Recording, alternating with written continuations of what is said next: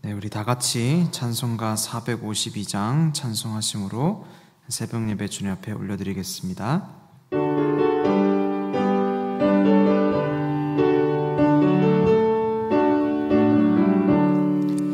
내 모든 소원 기도의 제목 예수님 닮기 원함이라. 예수님 영상 나 입기 위해 세상에 보았기 전에 예수님 닮기 내가 원하네. 날 구원하신 예수님을 내 마음속에 지금 고도사 주님의 영상 인치소서. 무한한 사랑 풍성한 긍휼 슬픈 자 위로하시는 주. 길 잃은 죄인 부르는 예수 그 영상 담게 하옵소서. 예수님 닮기 내가 원하네. 날 구원하신 예수님을 내 마음속에 지금 고도사 주님의 영상 인치소서. 겸손한 사랑 거룩한 주님 원수의 멸시 참으시사 우리를 위해 고난을 받은 구주를 닮게 하옵소서. 예수님 닮기 내가 원하네. 날 구원하신 예수님을 내 마음속에 지금 고도사 주님의 영상 인치소서. 아멘. 오늘 이 아침에 우리에게 주시는 하나님의 말씀 로마서 14장 13절에서 23절까지의 말씀입니다. 로마서 14장 13절에서 23절까지의 말씀, 신약 259페이지입니다. 하나님 말씀 제가 봉독합니다. 그런즉 우리가 다시는 서로 비판하지 말고 도리어 부딪힐 것이나 거칠 것을 형제 앞에 두지 아니하도록 주의하라. 내가 주 예수 안에서 알고 확신하노니 무엇이든지 스스로 속된 것이 없으되 다만 속되게 여기는 그 사람에게는 속되니라. 만일 음식으로 말미암아 내 형제가 근심하게 되면 이는 내가 사랑으로 행하지 아니함이라. 그리스도께서 대신하여 죽으신 형제를 내 음식으로 망하게 하지 말라. 그러므로 너희의 선한 것이 비방을 받지 않게 하라. 하나님의 나라는 먹는 것과 마시는 것이 아니요 오직 성령 안에 있는 의와 평강과 희락이라. 이로써 그리스도를 섬기는 자는 하나님을 기쁘시게 하며 사람에게도 칭찬을 받느니라. 그러므로 우리가 화평의 일과 서로 덕을 세우는 일을 힘쓰나니 음식으로 말미암아 하나님의 사업을 무너지게 하지 말라. 만물이 다 깨끗하되 거리낌으로 먹는 사람에게는 악한 것이라. 고기도 먹지 아니하고 포도주도 마시지 아니하고 무엇이든지 내 형제로 거리끼게 하는 일을 아니함이 아름다우니라. 내게 있는 믿음을 하나님 앞에서 스스로 가지고 있으라. 자기가 옳다 하는 바로 자기를 정죄하지 아니하는 자는 복이 있도다. 의심하고 먹는 자는 정죄되었나니 이는 믿음을 따라 하지 아니하였기 때문이라. 믿음을 따라 하지 아니한 것은 다 죄니라. 아멘. 오늘 이 아침에도 하나님의 말씀을 통해서 여러분 마음에 하나님의 음성이 새겨지는 시간 되시기를 축복합니다.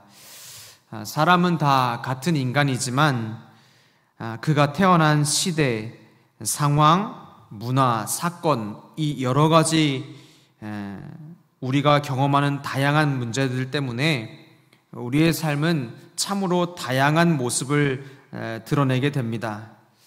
사람마다 다 같은 사람이라고 다 똑같지 않죠. 이 사람은 이런저런 이유로 또 다르고 저 사람은 또 저런 이유로 다르고, 사람이 100명이라고 다 똑같지 않고 100명은 100명대로 또 다른 모습들을 나타내게 됩니다. 멀리 갈 것도 없이 결혼한 부부라도 그렇죠. 한 사람이 20년에서 30년 가까이 자연스럽게 그 가족이라는 공동체 안에서 습득되고 익혀졌던 여러 가지 것들이 또 다른 한 사람에게는 전혀 익숙하지 않은 문화나 상황이 될 수 있는 것이죠. 나에게는 너무 자연스럽고 당연하고 마땅한 것들이 다른 한 사람에게는 전혀 이해되지 않는 모습으로 비춰질 수 있는 것입니다. 또한 이 한 가족 안에서도 각자의 성격, 성향, 기후가 다 다르죠.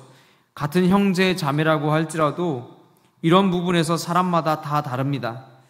이것을 무엇이 옳은가, 그른가를 따지는 것도 무의미하고, 어떤 문화가 더 나은가, 좋은가를 순위를 매기는 것도 의미가 없을 때가 참 많습니다. 가족도, 인원이 많지 않은 가족도 그렇다면 우리가 함께 생활하는 교회 공동체는 어떻겠습니까? 부부라도 다르고 한 가족이라도 다른데 수많은 사람들이 모여서 공동체를 이룬 교회는 말 그대로 다양한 것이 자연스럽고 당연한 모습입니다. 다른 것이 당연하고 서로 같지 않은 모습이 나타나는 것이 자연스러운 모습인 것이죠. 우리 개포교회도 수많은 다양한 성도들과 수많은 다양한 성격과 성향을 가진 사람들이 모여서 한 공동체로 이루고 있습니다. 이와 마찬가지로 로마 교회, 오늘 우리가 읽고 있는 이 로마서의 로마 교회도 이러한 문제가 당연히 있었습니다. 그들 안에도 여러 가지 문제, 상황, 그들의 이해하고 있는 문화와 방법들이 다 달랐죠. 그 중에서 오늘 특별히 오늘 말씀이 이야기하고 있는 본문은 음식에 관련된 이야기를 하고 있습니다. 15절 말씀 보시면, 만일 음식으로 말미암아 내 형제가 근심하게 되면 이는 내가 사랑으로 행하지 아니함이라. 그리스도께서 대신하여 죽으신 형제를 내 음식으로 망하게 하지 말라. 당시의 로마 제국 이 시장에는 그 파는 고기와 포도주들이 대부분 신전에서 우상에게 바쳐진 물건들, 제물들이었죠. 그래서 이런 사실들을 대부분 다 알고 있었고 많은 사람들이 알고 있었는데, 이 문제가 교회 안에서 분란의 소지가 되었습니다. 특별히 이 로마 교회 안에 유대인 출신의 그리스도인들은 이런 율법에 익숙해 있었고, 특별히 먹는 문제, 부정한 것과 정한 것, 이런 것들을 나누었던 그들에게 예수 그리스도를 믿고 구주로 영접하면서 그리스도인이 되었지만, 그들이 이전에 수십 년 가까이 유대교 안에서 율법 정신 안에 살아가면서 이것들이 다 그들의 삶의 일부가 되어졌던 것들이죠. 그래서 이런 먹는 문제, 특별히 우상의 제물이 되었던 것들을 먹는 것은 쉽게 해소될 수 있는 문제가 아니었습니다. 예수님을 믿었지만 그들의 삶에 여전히 남아있는 것들이 있었기 때문이죠. 여전히 우상에 대한 그 우상의 음식들을 보면 불편하고 마음이 불쾌해지고 받아들일 수 없는 것들이 그들의 삶에 있었던 것입니다. 그래서 이 유대인 출신들의 그리스도인들에게는 이 문제가 매우 예민한 것이었고, 자연히 우상에게 바쳤던 고기와 포도주를 누군가가 먹는 것을 보면서 이게 과연 맞는 것이냐, 이게 과연 옳은 것이냐라는 의문을 제기하게 되고, 또 다른 한쪽에서는 우상에게 바쳐진 것이 중요한 것이 아니고 하나님이 주신 모든 것이 선한 것이고 감사함으로 받으면 문제가 없다라는 견해로 먹는 것에 대해서 그렇게 불편함을 느끼지 않은 사람들도 있었던 것이죠. 그런데 문제는 무엇이냐? 이렇게 다른 의견을 가진 서로가 그리스도 안에서 이것이 건전한 논의가 되거나 의견이 조율되는 것으로 끝나지 않고 무엇이 옳은가 그른가 서로를 정죄하고 비난하고 판단하는 것으로 발전되었고, 더 나아가서는 이 문제가 하나님의 성도로 인정되느냐 되지 않느냐의 문제까지로 번져지게 된 것입니다. 그러니까 이 음식의 문제 하나가 점점 커지고 번져져서 이것이 하나님의 성도로서 그리스도의 자녀로서 마땅한 모습인가, 옳은가 그른가의 문제까지로 번지게 된 것이죠.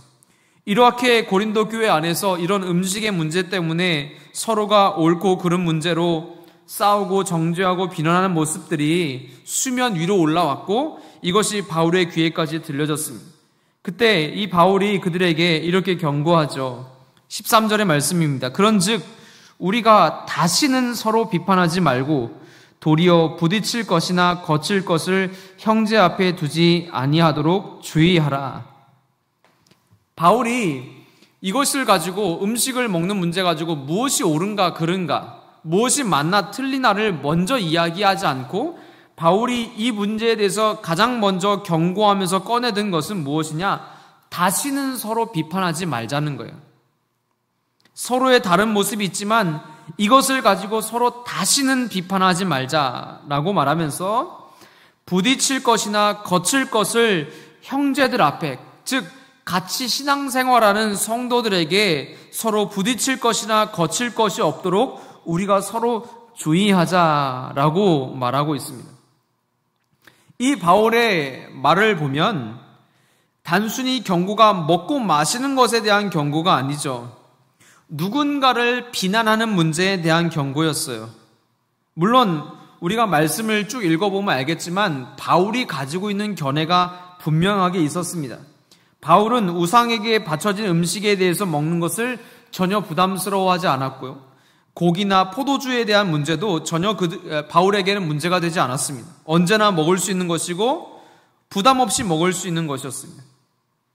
그러나 그것을 마치 진리인 것처럼 말하면서 그것을 지키지 못하면 그리스도 성도가 아닌 것처럼, 그리스도인이 아닌 것처럼 말하는 그런 상대를 비난하고 상대의 믿음을 손상시키는 것 자체를 바울은 아주 큰 문제로 보았습니다. 자기가 생각하는 것은 있었지만 그것을 마치 진리인 양 말하며 상대방의 믿음을 손상시키는 것 자체, 즉 누군가를 비난하며 그 앞에 거칠 것을 두는 그 상태를 바울은 큰 문제라고 보았어요. 오늘 13절에서 우리가 읽은 거칠 것, 그 다음에 부딪힐 것이라는 표현은 사실 매우 의미심장한 표현이에요. 왜냐하면 구약에 보면 이 거치는 것이라는 표현을 바로 우상과 연결지어서 사용하였기 때문이에요. 이사야 57장 14절에 보면 그가 말하기를 도두고 도두어 길을 수축하여 내 백성의 길에서 거치는 것을 제하여 버리라 하리라. 이런 말씀이 있어요. 내 백성의 길에서 거치는 것을 제거하라. 이 표현은 여러 가지 표현이 들어가 있지만 이 안에 아주 중요한 첫 번째 의미는, 거치는 것은 바로 우상을 의미합니다. 우상을 제거하여 버리라는 거예요. 하나님께로 나아가는 그 백성의 길에서 가장 첫 번째 거치는 것이 무엇이냐? 우상이었기 때문에 이사야서에서 거치는 것이라고 표현되는 것은 바로 우상에 대한 이야기예요. 바울이 오늘 로마서에서 특별히 누군가를 비난하는 것을 거치는 것이라고 표현한 것은 바울의 입장에서 하나님이 택하신 성도의 믿음을 약화시키는 행위, 즉 누군가를 비난하고 정죄하고 판단하며 그의 믿음을 약화시키는 이런 행위들은 우상 숭배와 다를 바 없다라고 여겼다는 거예요. 그러니까 바울이 보기에 우상 숭배하는 악처럼 악했던 것이 무엇이냐? 성도의 믿음을 약화시키는 행위, 즉 비난하고 정죄하면서 서로가 가르고 나누어서 함께 하나 된 교회 공동체 안에서 서로의 믿음을 약화시키는 것도 우상 숭배만큼이나 악한 것이라고 보았던 거예요. 음식으로 주의 형제와 자매를 근심케 하는 것은 곧 그들을 망하게 하는 것이라고 표현할 정도였습니다. 그러니 이 음식에 관한 다툼과 논의는 단순히 그들의 삶에서 믿음을 약화시키는 것이 아니라 바울은 더 나아가서 성도를 망하게 한다. 즉 성도가 망하는 것은 더 나아가면 교회를 망하게 하는 행위라고 보았던 거예요. 그러니까 서로가 개인이 개인을 비난하는 것이 아니라 이 행위는 교회를 망하게 하는 길이다라고 바울이 보았던 것이죠. 즉 바울은 본질적이지 않은 것을 가지고 본질적인 것처럼 싸우는 것, 이런 모든 행위 자체가 우상숭배를 하는 것처럼 악하게 보았다는 거예요. 제가 한 목사님의 실화의 이야기를 본 적이 있습니다. 명절에 교회에서 성도들에게 선물을 주면 좋겠다, 이런 좋은 마음을 가지고 논의를 했어요. 그런데 이 선물을 빵으로 할 것인가 떡으로 할 것인가를 가지고 싸우기 시작한 거예요. 그래서 이 싸움이 8시간에 걸친 싸움으로 이어졌습니다. 그리고 나서 결국은 떡으로 하기로 결정이 되었어요. 근데 또 문제가 생겼습니다. 떡 중에 무슨 떡으로 할 것인가? 인절미로 할 것인가? 시루떡으로 할 것인가? 이것을 가지고 또 8시간을 싸웠다는 그 이야기를 제가 들었습니다. 진리를 지킨다고 하면서 성도들의 믿음에 커다란 상처를 꺼리낌 없이 주고 있다면, 신념과 전통을 수호한다고 말하면서 주 안에 한 가족으로 선포된 이들을 설득고 비난하며 정죄하고 있다면, 바울이 볼 때는 이것은 매우 악하며 우상숭배하는 것과 같은 악을 저지르고 있다고 판단했다는 거예요. 17절에서 18절 말씀, 하나님의 나라는 먹는 것과 마시는 것이 아니요 오직 성령 안에 있는 의와 평강과 희락이라. 이로써 그리스도를 섬기는 자는 하나님을 기쁘시게 하며 사람에게도 칭찬을 받느니라 라고 말씀하고 있죠. 바울은 중요하게 여기는 두 가지를 얘기합니다. 하나님을 기쁘시게 하는 것 너무 중요한 거예요. 이거 모두가 공유하고 인정하고 공감하는 것이죠. 성도는 하나님을 기쁘시게 하는 것이 참 중요해요. 근데 바울은 그것만큼이나 중요한 게 무엇이냐면, 함께 신앙생활 하는 자들에게 칭찬받는 자가 되는 것도 그만큼이나 중요한 것으로 보았어요. 우리의 시선은 이렇게 하나님을 기쁘시게 함과 동시에 한 교회로, 하나님께서 하나 되게 하시고 한 교회로 신앙생활하게 하신 그 교회 안에서 서로에게 칭찬받는 사람이 되기를 원하신다는 거예요. 진리를 얘기하면서 서로 정죄하고 비판하며 편을 가르고 서로가 무시하고 서로의 마음에 상처를 주고 믿음을 약화시키는 자들이 아니라, 하나님을 기쁘시게 하는 자들은 동시에 같은 성도들 안에서도 존경과 칭찬을 받는 사람이어야 된다는 것이죠. 16세기 종교 개혁자들은 그래서 이 본질과 비본질을 나누는 일을 중요하게 여겼어요.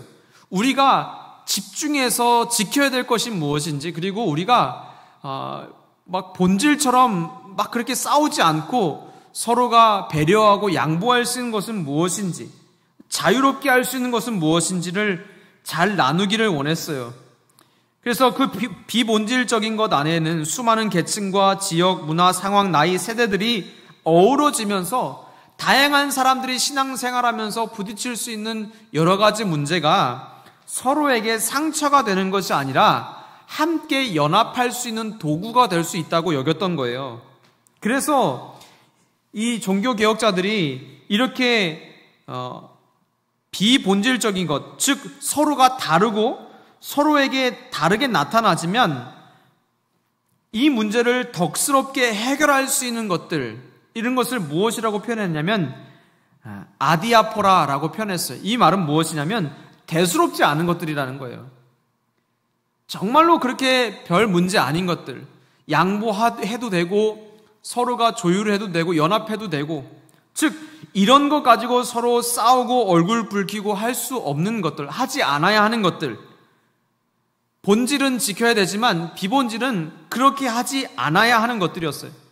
주님 보시기에 그렇게 대수롭지 않은 것들, 이런 것들은 서로가 연합하고 논의하고 서로가 도와주면서 연합하는 도구로 여겼다는 것들이죠. 사랑하는 개폭의 성도 여러분, 우리는 하나님을 기쁘시게 하는 것과 동시에 하나님의 사람들이 모인 형제와 자매들에게 칭찬받는 사람들이 되어야 합니다. 우리는 정말로 지켜야 하는 것이 무엇인지를 판단함과 동시에 정말로 지켜야 될 본질이 아닌 것들도 잘 분별해내야 됩니다. 그래서 이것들 가지고 서로에게 믿음의 상처를 주거나 망하게 하는 일들이 일어나지 않도록 해야 되는 것이죠.